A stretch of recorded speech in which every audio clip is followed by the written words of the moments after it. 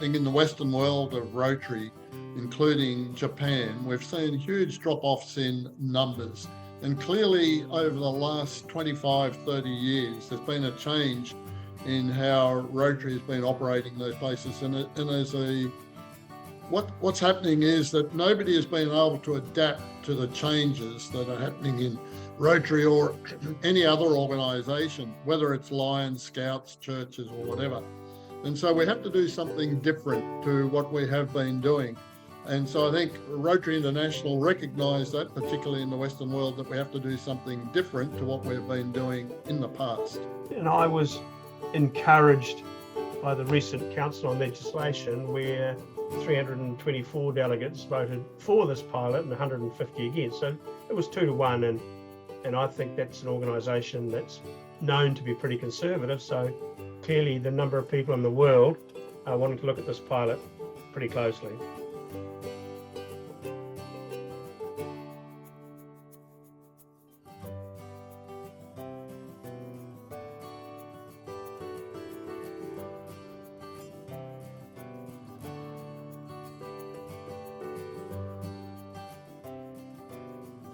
Whilst a lot of people may not agree with some of the things that have been put forward or said about regionalisation, this is a great opportunity for us to take control of our own Rotary in Australia and New Zealand, to become ourselves, so that we can then look after ourselves. We can be responsible for our own actions here in Australia and in New Zealand.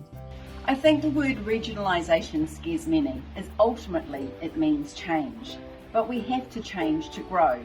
We've been doing the same old thing for the past 20 plus years and it's just not working. So let's be bold, trying something new. Let's be part of a new way of doing good in the world. I suspect that a lot of our clubs are in a comfort zone, very happy where they are, probably use their districts for a bit of support. I doubt as many would say that the district governor's visit is a highlight of the year, but I'd urge the clubs to think past their current model.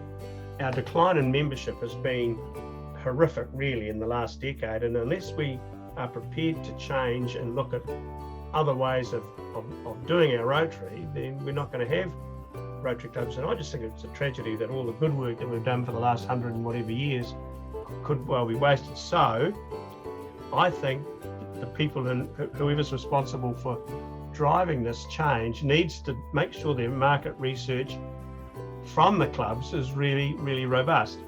I mean, what do the clubs want? I can see that if we're to have a future, we clearly need to spend some time around refreshing our membership. I can see that PR with a straight Australia, Pacific Island and New Zealand focus could be more effective than now. I think we could do projects that are visible. I think we could establish partnerships, social media, all of that stuff, but do it in a way that fits the Australia, New Zealand, Pacific Island model. Even across that, we've got a number of countries to cover. So I think the message we've got to somehow get to the clubs is this is a way to strengthen Rotary in our region, which is good for our communities and good for Rotary in the future.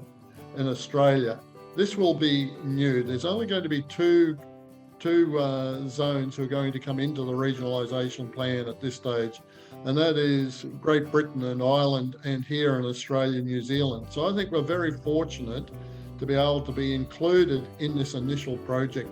We need, even if clubs don't agree with it wholly or what is planned, we need them to support regionalisation, and we can tweak it and change it as we go along, but we need to get it up and running. That's our first objective.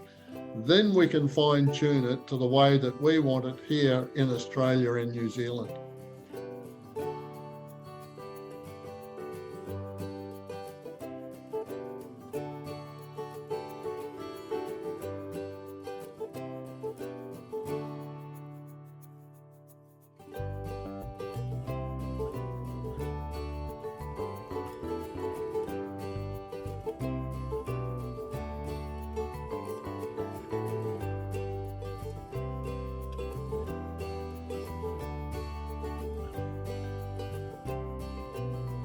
I'm of the view that the current district model and the district governor model is broken, has been broken for a long time, is a long way out of date. And if we get the new model right and can bring new, fresh leadership with some continuity in leadership, we've got a chance. The opportunity that regionalisation provides for Zone 8 is unparalleled. For this area to be able to shape the future of Rotary, not only in this region and this zone, but globally, and to ensure that Rotary itself is a stronger, more dynamic organisation that is going to take us well into the future. For those reasons, regionalisation is just, it has my full support. If we can have a central regional council, a one voice for Rotary, then I believe that opens up opportunities for corporate sponsorship. It certainly opens up opportunities to work with NGOs and government organisations. At the moment, if think for a moment, if you're the chief executive of Toyota and you want to partner with Rotary, you've got to, in New Zealand and Australia, you've got to deal with 30-something district governors. Yesterday, you got 30 more new ones, and if you hadn't quite got across the line, you've got to deal with them. It's just, we're impossible to deal with. And so to do joint venture anything, we are impossible to deal with. So I think that's huge. One voice in that space could move us miles.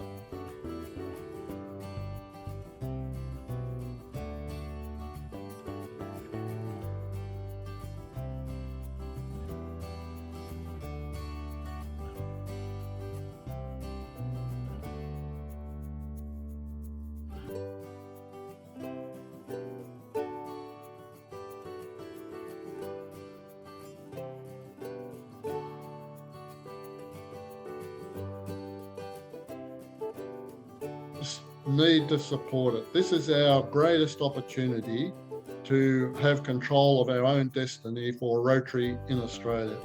Even if they do not agree with everything at the moment, I would still urge them to vote for it so that we can start the process to have our own Rotary International here in Australia and in New Zealand. It'll be our own unique style of Rotary.